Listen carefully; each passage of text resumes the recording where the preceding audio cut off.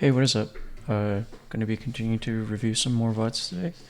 Um, Today I'm going to be going over the GP mirror because I think GP is a very prevalent deck this format. I think more so than last. I think right now a couple of regionals are finishing up, and I believe it just won the one in Lyon, and then Skepbass also made top 8. So I'll probably start going over the lists when the ones from the online regionals this weekend and the Lyon ones are all out.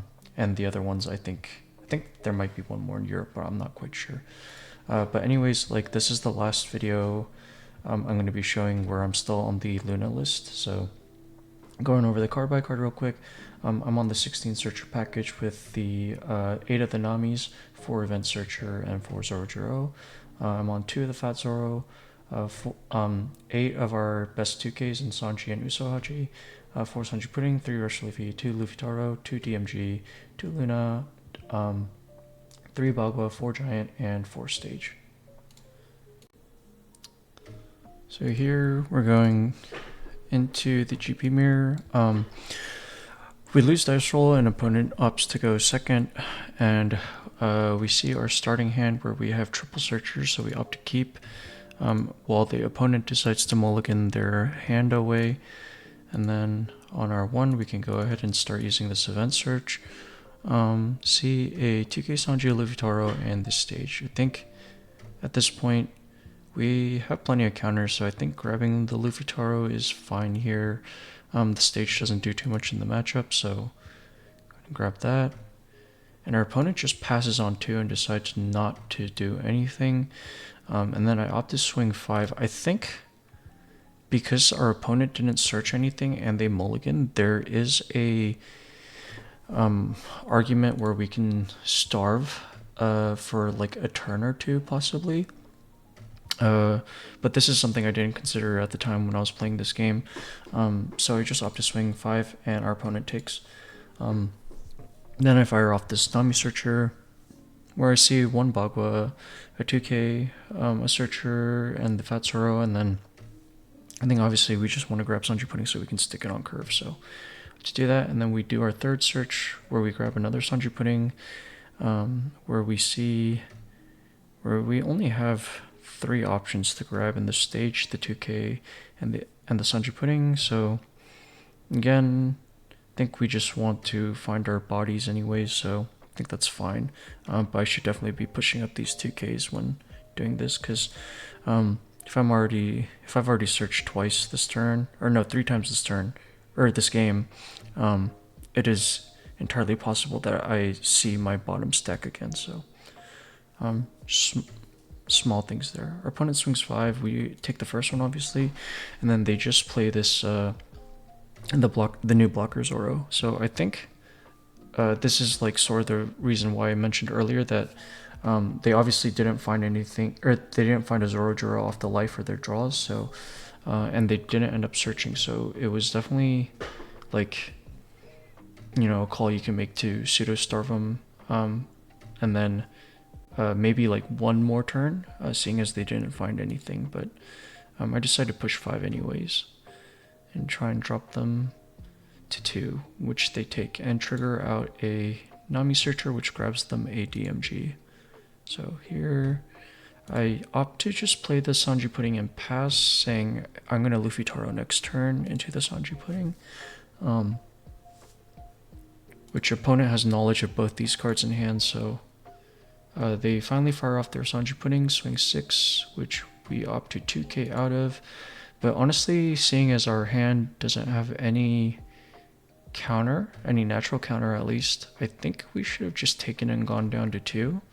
Because now, like, it's a risk for us to turn the Sanji Pudding sideways since we have no ways to defend it. And they end up playing the new Stun Luffy out, which shuts us off from our Luffy Taro play, which is really nice. Nice for them, so a little annoying for us, but so we go into our turn and we decide to fire off our own Sanji Pudding, leader ability, and push 8 here.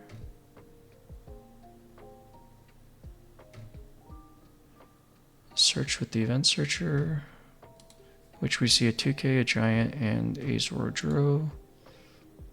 We have to grab the giant, and then we completely tap out and we decide to grab a third giant. So, and in this deck we see a giant, a Zoro, a Bagua, and an event searcher.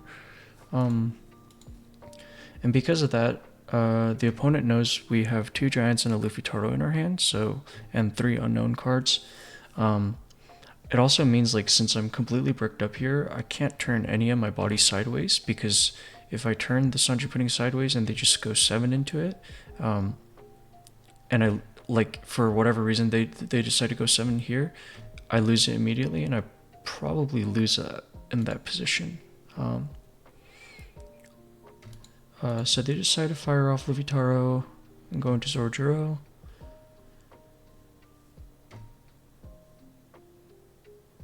And then they swing 6, which we trigger out a draw. And then here we have, we still have a Luffy Taro in hand, so there's no point in taking this. We could take a DMG, a 2K, or a Sanji Pudding here.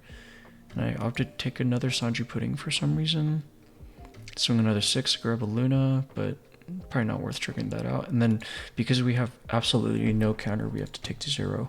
And we draw another Luna for turn, which is really lucky for us.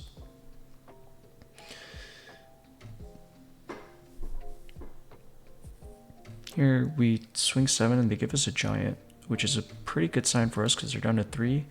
And then that means they're only going to 5 next turn, and then this 7, they are not allowed to giant here, because if they giant, then they only play with 3 Dawn total next turn, and then they're just so perpetually far behind even though we're at 0. So I think maybe there's an argument to swing 8 here instead then, because here they just get a 2K. But then again, I guess like going down to 1 isn't too bad for them either.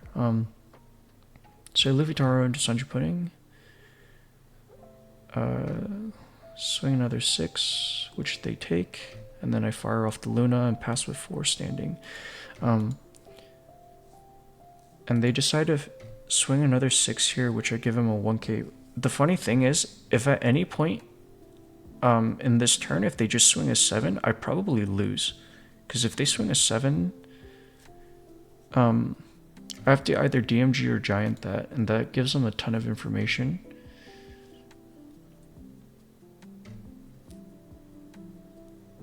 Now they swing this 8, and then now it doesn't feel as bad to giant this away. And then I draw into 2 more bricks, which is really unlucky for us. And then they play another Sanji Pudding.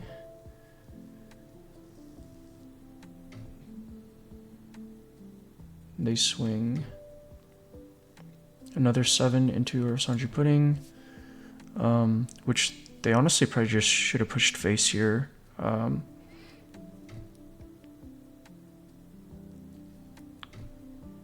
Because now, this is really awkward for me, because it's either I giant out of this and he knows I have no counter, or I just opt to let it go. Since I'm at 0, like, I'm in a little bit of trouble if I end up using any counter events here. So I push 7 here, see what he does. Since they gave me a giant for a 7 early on, I'm guessing they don't have too much counter unless they drew into it, which it seems like they did.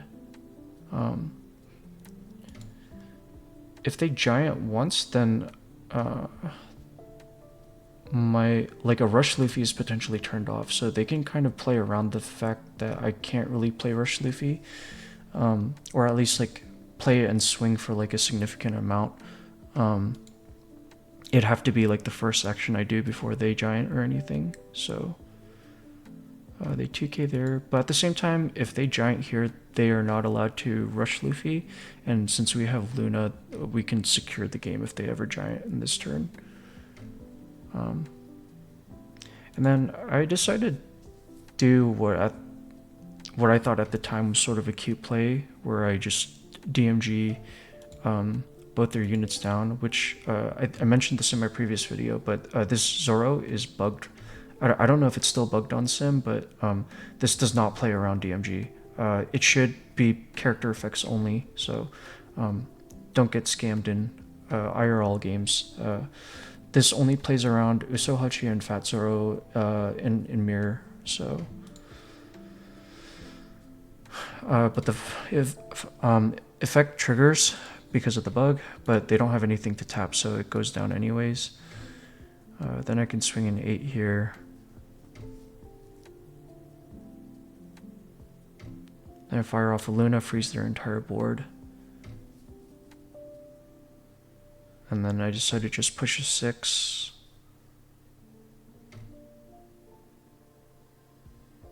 And cycle out 2 bricks that draw me 2 more bricks, and then pass with 4 Dawn up.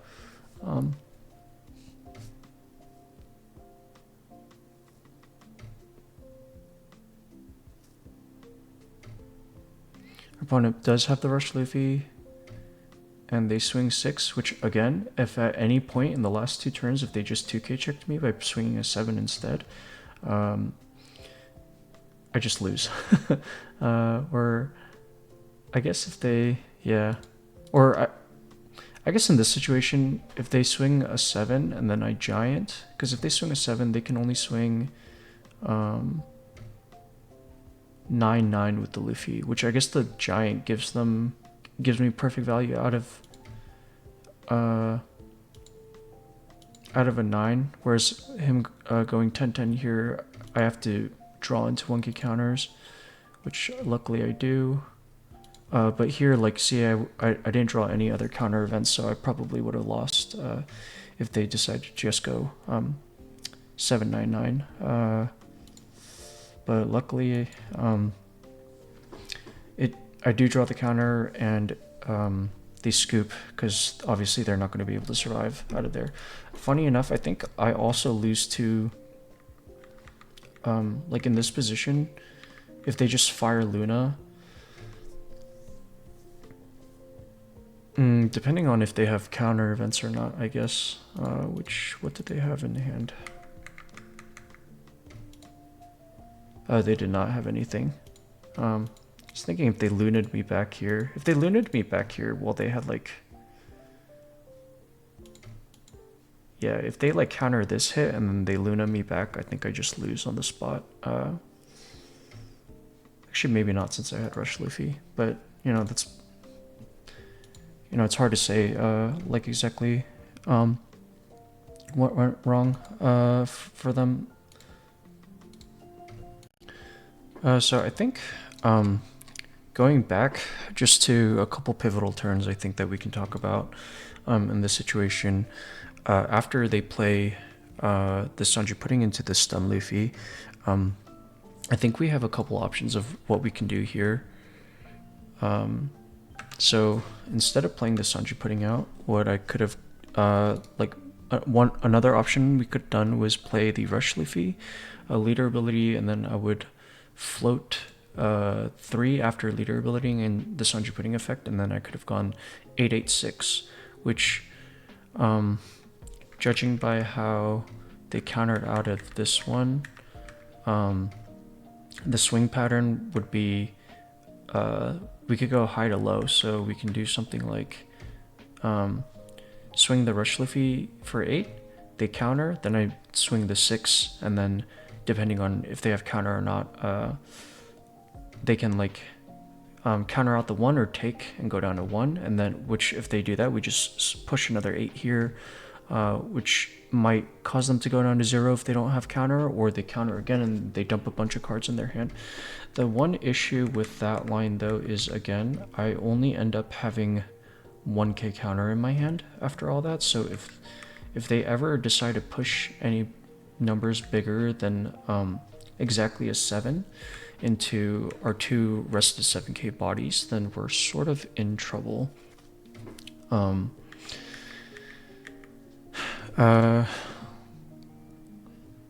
But if we do that though, the only thing is, like, it prevents them from playing Luffy Taro.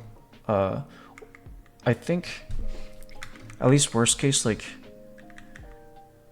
cause here, let's see. They play Luffy Taro, they leader ability, and they have 3 Dawn left essentially. But if like this was a Sanji pudding instead, they could have 4. They need to leave at least 3 Dawn up, I think. Probably, but more likely 4. So they would have to have exactly like Luffy Taro into Sanji pudding, and then also like a shit ton of counter events. Because if they go down to 2 while they're at 0, and I have DMG, which I do, then they just die on regardless of what I have on board or not. Although I guess they still have this blocker. So they could have sacked this blocker at any point. So I don't know. But it does get a bit trickier for them if they end up doing that. Another option I guess we can do is like, let's see.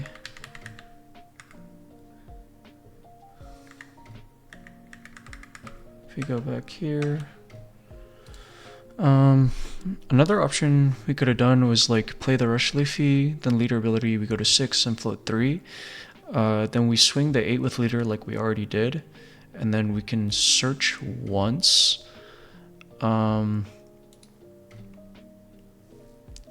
With the event searcher and take like a counter or something, and then just like leave the Sanji pudding and the Rush standing, and then that means like the Rush Luffy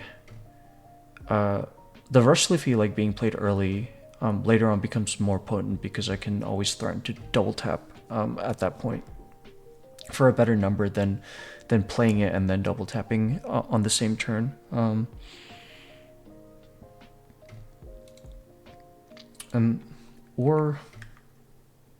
So that's another option. Or if we go the route we did here, where we play the second Sanji pudding, here we could maybe go like 8 with the Sanji pudding, which they counter. Then we could, if they counter, then we can just push a 6, and they'll probably go down to 1. Then we can search twice, 2-1. We may even be able to. Actually, no.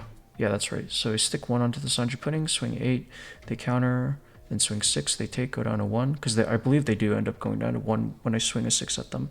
And then we can search twice for 3, and then leave 1 up for Giant in case they decide to jam into the Sanji pudding. And then we just grab like counter off of this, so we establish 2 bodies. And then if they ever threaten anything bigger, then we can just Giant out. So those are some other options that I could have taken, which I think any of them probably were infinitely better than what I ended up doing here, just going down to 0 and just I honestly just got bailed out seeing double Luna and then the counter off of the Giants later. So I think another turn we can talk about is when we get to this position. So they are at 5 Dawn, and what this effectively means for us is like our Rush Luffy cannot get that much value unless it is the first swing we do, and we cannot double tap with it because the first Giant that they fire off means the Rush gets turned off. The good thing about forcing them to Giant here though is it means they can't Rush Luffy us back on the next turn because they'll be too low in order to be able to play it, because let's see, if they Giant they only go up to 5 that next turn. So starting with the 7 here is fine. So they end up Gianting here, so there's no threat of Rush Luffy coming down at this point. But they're still at 2 life, so they're a little healthy. I honestly think, and they pitch a Bogwa here, so I think the opponent kind of threw, because like I feel like they're healthy enough that they can just like Bogwa as Sing and then like take 1, and then like even if I end up playing the Rush Luffy, just like block for it or something. So Not quite sure why they ended up to giant. Why they decided to giant there, because they go a little too low if they giant. But here, I decided to just push another 7, and then I think with triple giant, a DMG, and then 2 Luna, I'm thinking I could play for another turn at least, which I mean is fine. So I do the Luffy Taro into the Sanji Pudding as we saw earlier. And then fire the Luna. Okay, yeah, that's all fine. The next point I wanted to talk about comes the turn after they turn their body sideways and we're at this position where I swing another 7, which I think they end up giving me a 2k because they must have found 2ks at this point.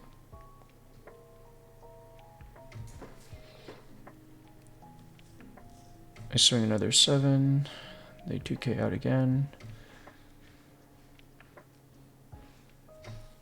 And then I DMG here, and then I fire the Luna after swinging 8.